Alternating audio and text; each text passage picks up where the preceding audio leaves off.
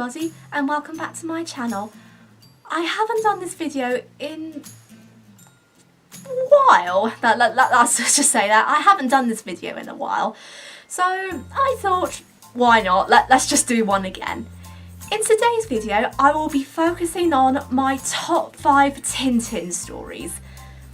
This is the first time I've done a Tintin video since last year. I think I did one last year? Yeah, I must have done one last year. So I thought, why not? Let's do another one. The reason why I wanted to do this video is I want to share my favourite books I've read out of the 24 stories of the Adventures of Tintin. Growing up with the Tintin books is a wonderful experience. And as you can probably tell, I'm a bit speechless when I'm saying that because as well as Disney, Tintin is like the biggest obsession I could ever have. And since many of you on this channel really want to know more about the Adventures of Tintin, I've decided to suggest my top 5 books to you. I was going to do a top 10, but I wasn't too sure because some of the suggestions were a bit nah, while others I was just a bit stuck on, really. The Adventures of Tintin has 24 stories, and believe me, it was impossible to choose for this list. Some of them had really high expectations, while others I thought, I'm not too sure, but then they either surprised me or they've sort of kept me 50-50. Or in this case, somewhere in between, in the middle. Like, some parts of it I enjoyed and some bits I didn't. But I picked these books for 2 reasons.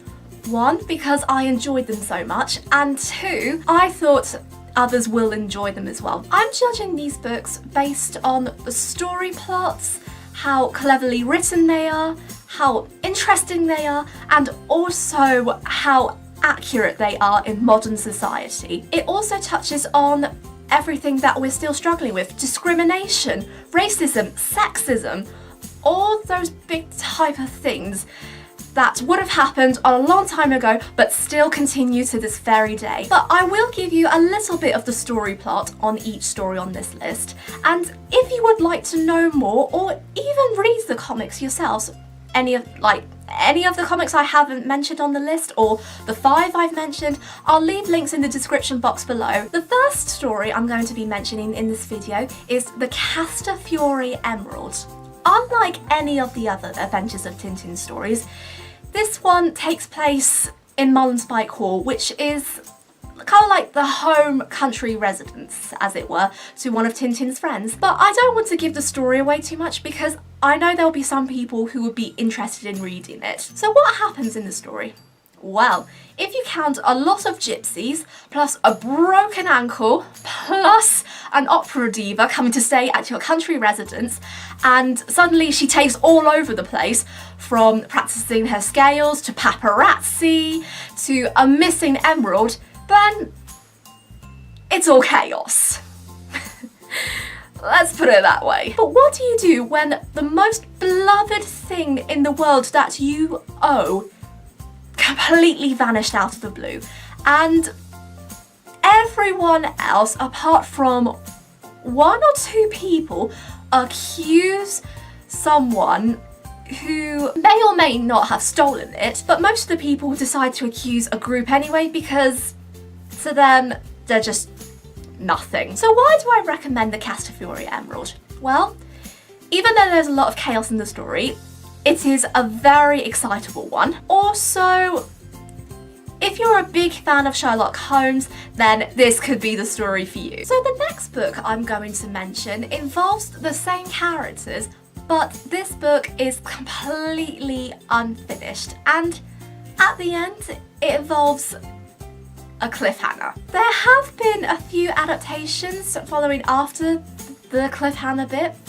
I think there's 2 of them by the same author, but it's not Hergé because, well, they have to finish it. But when I did some research on it, a lot of people really hated both versions, and they wanted something else that is more truthful and would be respectful to Hergé. And that book is called Tintin and Alph-Art.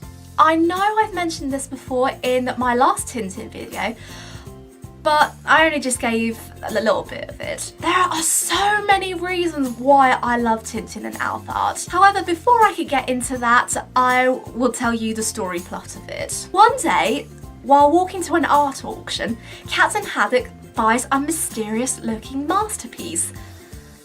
And that masterpiece is called an Alph-Art, where there's about 3D models of each alphabet. However, both Captain Haddock and Tintin find themselves caught in a number of murder mysteries. Yep, you've heard me correctly, a multiple of murder mysteries happening left, right, centre, basically all over the place, and all because of the one masterpiece. And Tintin knows that the murderers are hot on his trail, so he goes in undercover a couple of times and he almost dies, but luckily he doesn't. And because of everything that's happening, he decides to take the mystery further by going to Italy. And that's where the story ends. It involves a lot of murder mysteries, and if you are a crime fictional fan of any books, then this is the comic book for you. Well, I say comic book. I was supposed to say character book, but I'd say comic book because it is a comic book after all. The second reason why I love this story is because of Hergé's fascination with art. In my opinion, Hergé has written some detail about art, but not really enough. And in Tintin and Alph-Art, he expands it a lot more, which I think is brilliant. And that brings on to the third reason why I love the book, because it was the book that got me interested in antiques trafficking and art crime. Number 3 is a little bit obvious because it's one of the most famous books of all the stories. And even if you've never heard The Adventures of Tintin, you may or may not know the story that I'm going to speak about now. And that story is called The Secret of the Unicorn. The reason why people know about The Secret of the Unicorn is because of the Steven Spielberg film under the same name, but with The Adventures of Tintin at the beginning. In the film, it has a combination between the story and another story, which is called The Crab with the Golden Claws. But for this one, we'll be focusing on The Secret of the Unicorn. And if you are a fan of pirates, adventure and treasure, then this is the book for you. In a flea market, Tintin buys a model of a ship called the Unicorn, which is a 17th century ship which was built and it sailed during the reign of Charles II. Tintin buys the model ship for Captain Haddock as a present, but little does he know that there are other people who are after it, only to find that there are 3 models of the ship containing secret parchment inside. So Tintin and Captain Haddock decide to find the treasure, but it is only a matter of time before others can find the treasure too. And that's where I'm going to leave it there. Posting one book in second place wasn't easy. I was very torn between 2 books which were earlier in the series, and these books were The King Ottokar's Scepter. I think that was it there, but I can't remember. It was either The King Ottokar's Scepter or King Ottokar's Scepter, I think, but just go with the flow. And The Black Island.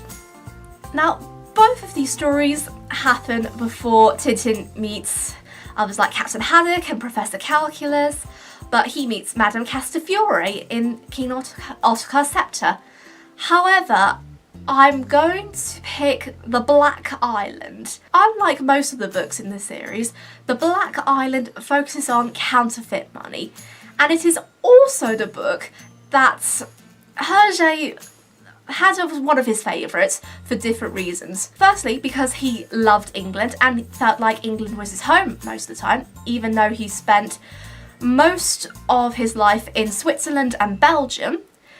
Secondly, he loved the film King Kong, and I won't go into detail why, but there was a King Kong cameo in this. And the last reason is that Hergé wanted to expand Tintin's character a bit more. Instead of making him more of the adventurer, Hergé wanted Tintin to be the adventurer, but also the more Sherlock Holmes type of character. Basically, he wants to focus on the detective side of things to Tintin. So what's the story plot behind the Black Island?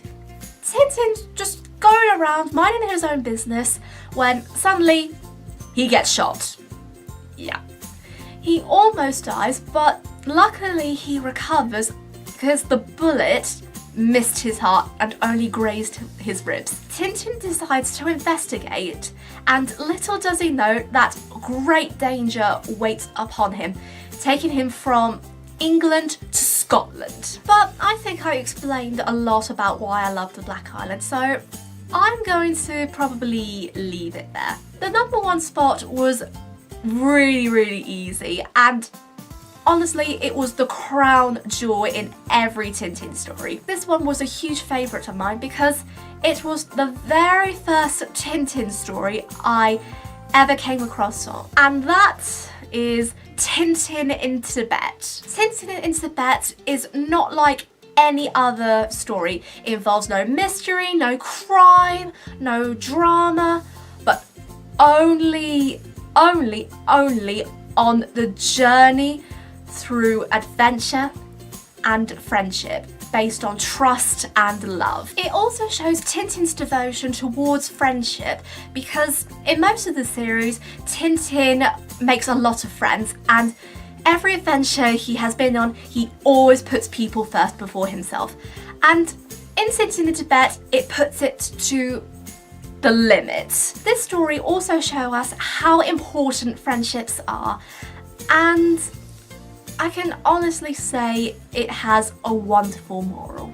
So what is the story? Tintin has a dream, but it's not a very nice dream.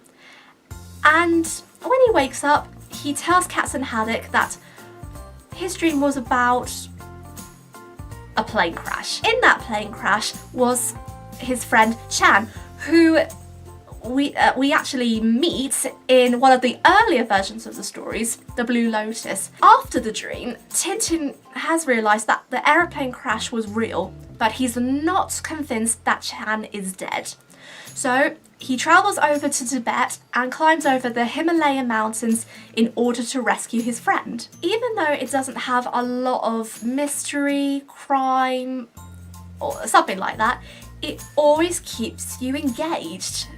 And I think as well, it's one of the most emotional books I've read as well, because there have been times where I nearly cried, and there have also been times that it just made me think. It made me think about life. So if you do get a chance to read Tintin in Tibet, let me know what you think, because I would love to hear your thoughts on this one. But it doesn't have to be Tintin in Tibet as well. It could be any of other books I've mentioned on the list, or one of the 24 books that are in the collection. And that was my top 5 favourite Tintin books. I really hope you enjoyed this. I've had so much fun making this video. Hopefully I will get to do a part 2, but that's down to you guys as well. If you think I should do it, tell me, and if you think I shouldn't do it, then just don't. You can say as well, or you could just say, okay, I'll just skip the video, but that's fine. And it's entirely up to you at the end of the day, because it's what you guys want. And although I enjoy making the videos a lot of the time, it's not always down to myself to come with every single idea, and you are the ones that helped me make this possible. So I hope you enjoyed the video. If you did, take out that magnifying glass and fingerprint that thumbs up, scroll down below, and if you're new to the channel, don't forget to push that subscribe button and the notification bell for more future videos. And with that, I'll catch you very soon.